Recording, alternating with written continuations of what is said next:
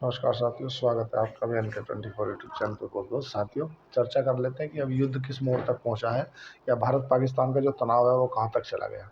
पहले बात कर लेते हैं बाजार की। इतने तनावपूर्ण बाजार में उथल पुथल देखने के लिए मिल रही है, लेकिन बाजार में जो कहीं ना कहीं जो इंडेक्स अगर आप देखोगे निफ्टी, तो उसमें मूवमेंट नज़र नहीं आ रहा है। वो केवल वहीं बना हुआ है 100 से 200 पॉइंट की रेंज में। और जो स्टॉक है ना, स्टॉक 1-2% टूट जा रहे हैं। रीज़न क्या है, चर्चा करेंगे उसकी भी। अपडेट युद्ध पे क्या अपडेट है उसकी भी चर्चा करेंगे। और FIDI का क्या आंकड़ा है उसकी भी चर्चा करेंगे। सबसे पहला चर्चा कर लेते हैं कि अभी युद्ध कहाँ तक पहुँचा है। अभी ऐसे ही जो भारत पाकिस्तान के बीच में तनाव बढ़ रहा था, जैसे मोदी जी ने पहली स्ट्राइक कर दी, उनका पानी बंद कर दिया, कौन सा, सिंधु नदी वाला। फिर झेलम नदी में एकदम से पानी छोड़ दिया बिना पूर्व सूचना के। तो इससे क्या, उसके पाकिस्तान के कुछ क्षेत्रों में बाढ़ आ गई। दूसरा एक मुद्दा और आया कि जो आसिफ मुनी है ना, वहाँ के सेना प्रमुख हैं। ऐसा सुनने में आ रहा है कि वो अपनी परिवार को लेकर के लंदन शिफ्ट हो गए हैं। और अकेला सेना प्रमुख ही नहीं, जो सेना प्रमुख के पिछलग्गू जो जो उनके छोटे, उससे छोटे अधिकारी है ना, वो भी अपने परिवार को लेकर के लंदन कोई कहीं शिफ्ट हो गया। तो ये सब चीज़ दिखाती है कि कहीं ना कहीं पाकिस्तान में डर का माहौल है। दूसरा, आसिफ मुनी ने अपना जो पैसा है वो दुबई में शिफ्ट कर लिया। आज अब बात करें अगर पाकिस्तान की, तो पाकिस्तान के जो हालात है ना, वो इन दिनों बहुत बेहद ख़राब हैं। क्यों है? क्योंकि जो पाकिस्तान के अंदर ऑलरेडी प्रोटेस्ट चल रहे हैं। और अभी तो ये सुनने में आ रहा है कि 100 से ज़्यादा पाकिस्तान आर्मी के जो जवान हैं, उन लोगों को मौत के घाट उतार दिया है। और उसका जो जिसने जिम्मेदारी ली है वो है बलूच आर्मी, जो बलूचिस्तान को अलग करने की मांग करती है। और जैसे हालात अभी पाकिस्तान में नज़र आ रहे हैं, तो बहुत जल्दी ये भी सुनने में आ सकता है कि बलूचिस्तान जैसा एक देश अलग से निकल के आ गया। क्योंकि पाकिस्तान ने जब भी भारत के साथ युद्ध लड़ा है, एक ना एक बच्चे को पैदा किया है। पिछली बार 1971 में युद्ध लड़ा था तो बांग्लादेश को पैदा किया था। अभी जो हालात चल रहे हैं, उन हालातों से ऐसा लग रहा है कि इस बार अगर युद्ध हुआ तो जाहिर सी बात है कि बलूचिस्तान एक नाम का एक अलग से देश निकल जाएगा। थोड़ा सा चर्चा कर लेते हैं विस्तार से कि पाकिस्तान जो बार बार अटैम बम की धमकी देता, पाकिस्तान अटैम बम में कितना सक्षम है।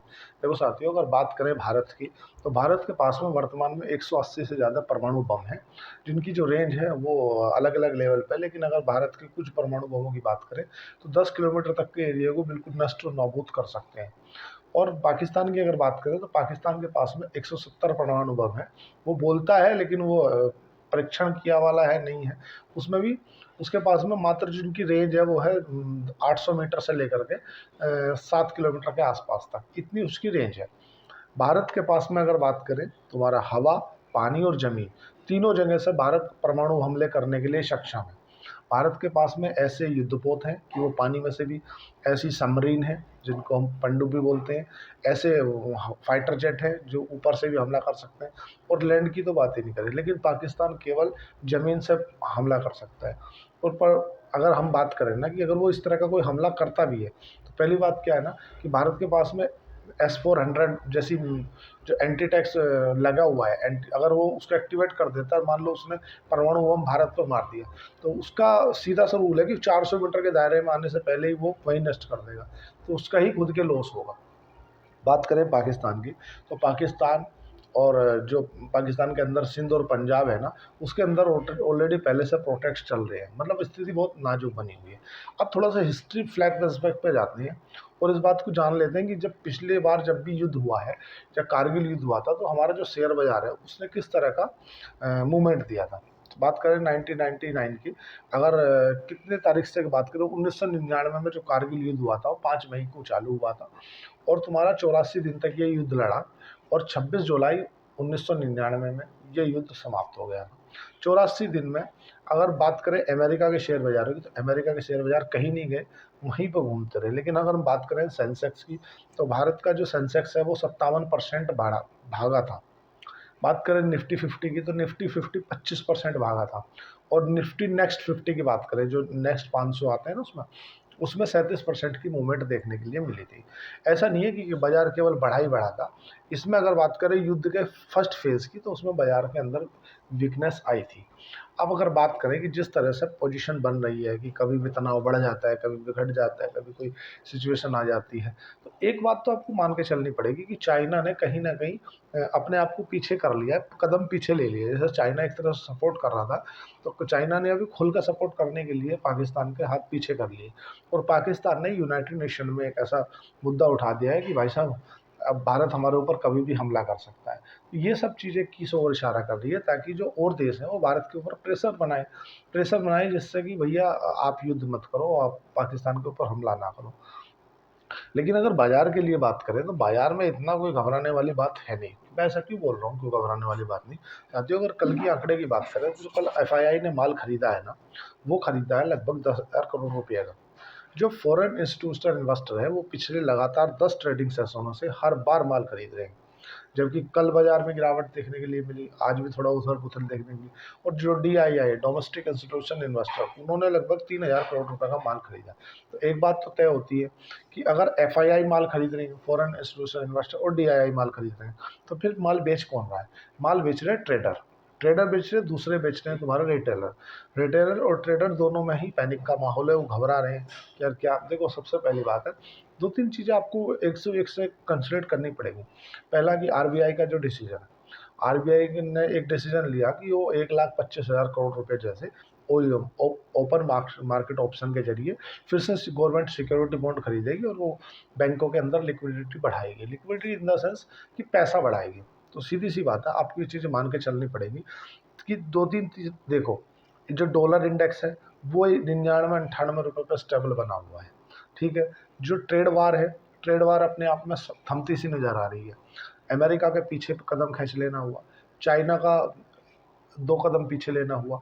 उसी के साथ-साथ में आपको एक बात नोटिस करनी पड़ेगी कि जो एफआईआई है, फॉरेन इंस्टीट्यूशनल इन्वेस्टर, जब हमारा बाजार गिरा था, उसके पीछे सबसे बड़ा जो मेजर रोल प्ले किया था, वो किया था एफआईआई ने। एफआईआई लगातार बिकवाली करते जा रहे थे, और अभी पिछले 10 दिनों के अगर ट्रेडिंग सेशनों की बात करें, तो इतना ही कुछ होने के बाद भी 10 दिनों से लगातार एफआईआई माल खरीद रहे हैं।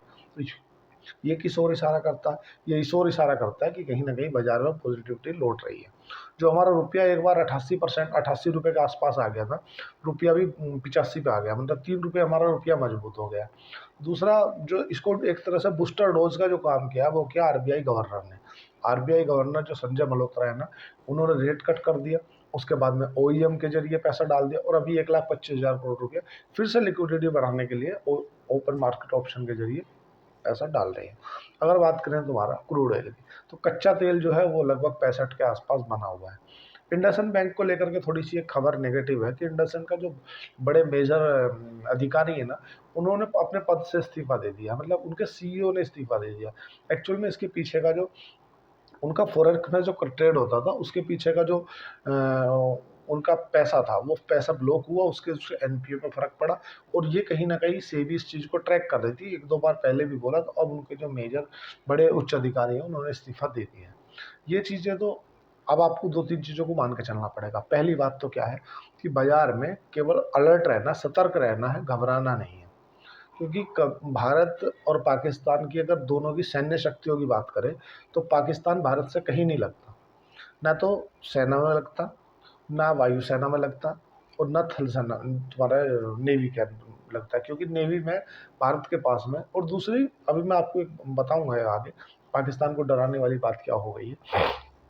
भारत के पास में 17 लाख के आसपास एक्टिव सैनिक हैं, पाकिस्तान के पास में 5 लाख सैनिक हैं। सैनिक कहीं नहीं लगे। भारत का $700 बिलियन का फॉरेन रिजर्व है, उसका $10 बिलियन का फॉरेन रिजर्व है, कहीं नहीं है।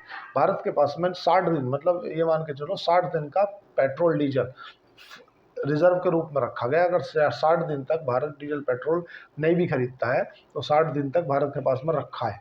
पाकिस्तान के पास में मात्र 9 दिन का रखा है। और इस बीच में अगर नेवी उसको नेवल ब्लॉकेज कर देती, तो पाकिस्तान घुटनों पे बैठा है। दूसरी बात, अभी भारत ने 63,000 करोड़ रुपए की फ्रांस के साथ में एक राफेल को लेकर के डील की है कल ही, राजनाथ सिंह ने, और जो तुम्हारे फ्रांस के रक्षा मंत्री हैं, उनकी तरफ से एक डील हुई है। तो एक बात तो है, ये एक तरह से प्रेशर टैक्टिस है। प्रेशर टैक्टिस कैसे कि एक तरफ तो पाकिस्तान में खलबली मची है, दूसरी तरफ भारत का जो मूड माहौल है, भारत ने ऑल ओवर इंडिया को बता दिया कि हम ये कर देंगे। दूसरा, आप 65,000 करोड़ रुपए जितने आप बोल रहे हैं राफेल खरीदेंगे, इससे क्या चीज़ किस ओर ले आ रहा है, इससे इस ओर ले आ रहा है कि सामने वाला पैंट में मुँह दे। ये सिचुएशन पाकिस्तान की अभी बन चुकी है। पाकिस्तान यूएनओ में बड़े बड़े देशों से गुहार लगाता फिर रहा है कि भारत हम पे हमला करेगा, भारत हम पे हमला करेगा, भारत हम पे हमला करेगा। वो इसके पीछे मंशा क्या रखता है, चाहता क्या है? वो चाहता ये है कि जो और देश है ना वो कहीं ना कहीं भारत को रोकें कि भाई तू पाकिस्तान पे हमला मत कर, हमने कर्जा दे रखा है। भिखमंगा तो है ही साला, कटोरा लेकर तो फिरता ही है।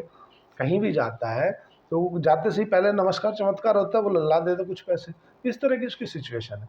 आगे जो भी अपडेट होगा वो बता दूंगा, घबराने की बात है नहीं। डाउज और नेस्डैक अभी ठीक नजर आ रहे हैं, लेकिन इतना तो है कि भारत के अंदर कुछ उथल पुथल तो मच रही है। कुछ ना कुछ तो करेंगे मोदी जी, अब जो भी कुछ करेंगे। देखो हमारा जो पोर्टफोलियो, हमारा जो पैसा देश से बड़ा नहीं है। हमारा पोर्टफोलियो में नुकसान होगा, झेल लेंगे, कोई बात नहीं। 2-4 लाख इधर उधर होंगे, कोई बात नहीं। लेकिन जहाँ अगर बात आती है देश की, जहाँ बात आती है हमारे अपनी मातृभूमि की, तो अपनी मातृभूमि से बढ़ के पैसा नहीं है। हम अपने देश के साथ हैं। जैसा हमारा देश, हमारे तो सरकार जैसा डिसीजन लेगी उसके साथ में हमें सबको रहना पड़ेगा। अलर्ट रहना है, घबराना नहीं।